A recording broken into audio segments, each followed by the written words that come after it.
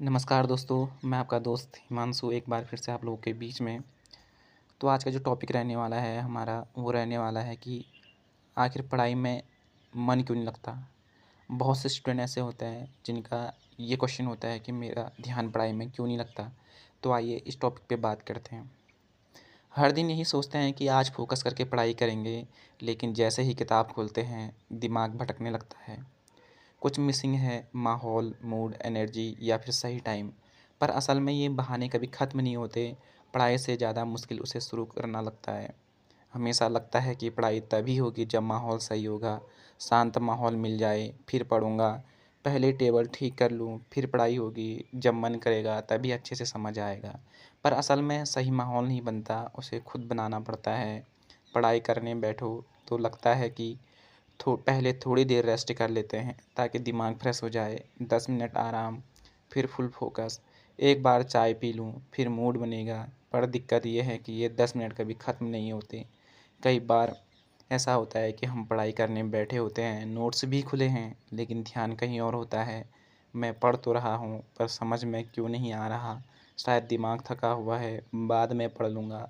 असल में हम पढ़ाई के बहाने सिर्फ टाइम पास कर रहे होते हैं। अगर कोई टॉपिक मुश्किल लग रहा है तो हम उसे बात के लिए छोड़ देते हैं, ये तो बहुत कठिन है, बाद में करेंगे। पर सच ये है कि हम डर को टाल रहे होते हैं, और वो डर धीरे धीरे बढ़ता जाता है। जब तक उसे फेस नहीं करोगे वो आसान नहीं लगेगा। हर रात दिमाग में आता है कि कल से पक्का पढ़ाई होगी, पर सुबह होते ही वही बहाने, वही डिस्ट्रैक्शन। आज तो पूरा दिन पड़ा है, बाद में कर लेंगे, और फिर दिन ख़त्म हो जाता है बिना पढ़ाई के। असल में पढ़ाई कल से नहीं अभी से शुरू होती है। किताबें खोलते ही अचानक दूसरी चीज़ें याद आने लगती है। पहले पानी पी लूँ, मम्मी से पूछ लूँ खाना क्या बना है, मोबाइल तो साइलेंट पर कर दूँ। ऐसा क्यों होता है? क्योंकि हमारा दिमाग पढ़ाई से बचने का बहाना ढूंढता है। पढ़ाई इसलिए भारी लगती है क्योंकि हम उसे एक बोझ समझते हैं। इतना लंबा सिलेबस कैसे याद रहेगा। पर सच ये है कि अगर हर दिन थोड़ा थोड़ा पढ़ा जाए तो ये बोझ नहीं लगेगा। छोटे छोटे स्टेप्स लो, बड़े रिजल्ट खुद आएंगे। पढ़ाई शुरू करो और अचानक फ़ोन की याद आ जाए, बस एक नोटिफिकेशन देख लूँ, 5 मिनट इंस्टाग्राम देखता हूँ फिर पढ़ाई। पर ये 5 मिनट 50 मिनट बन जाते हैं। मोबाइल को कंट्रोल करो, वरना वो तुम्हें कंट्रोल करेगा। कई बार लगता है कि एक ही टॉपिक बार बार पढ़ना पड़ रहा है, लेकिन याद नहीं हो रहा। असल में हम उसे समझने के बजाय सिर्फ पढ़ रहे होते हैं। अगर याद रखना है तो लिख कर देखो, दोहराओ और खुद को टेस्ट करो। हर दिन पढ़ाई करने का मन नहीं करता, और जब पढ़ने बैठते हैं तो जल्दी थक जाते हैं।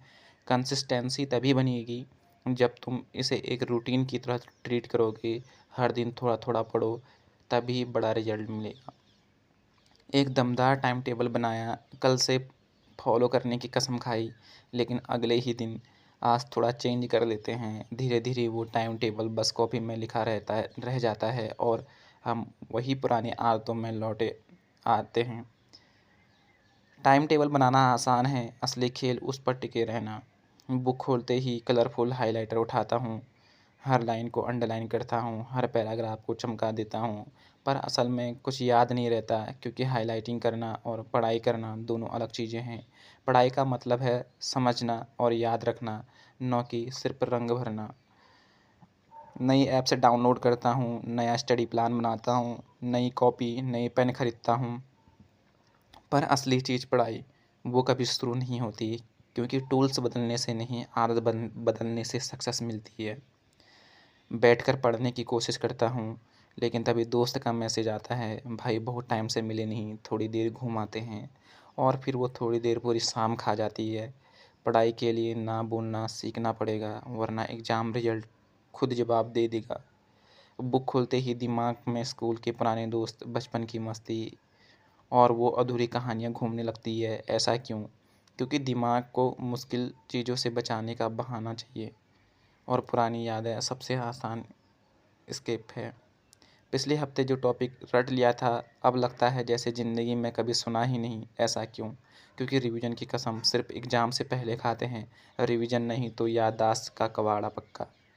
अगर खुद को कंट्रोल करना आ गया तो सफलता पक्की है। हर दिन एक समय तय करो, जब बिना कोई बहाना बनाए पढ़ाई करनी ही करनी है।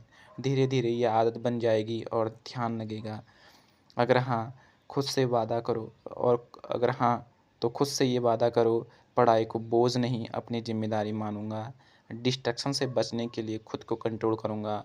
हर दिन थोड़ा-थोड़ा पढ़ूँगा बिना बहाना बनाए, क्योंकि जब मेहनत पक्की होगी तो सफलता भी तय होगी।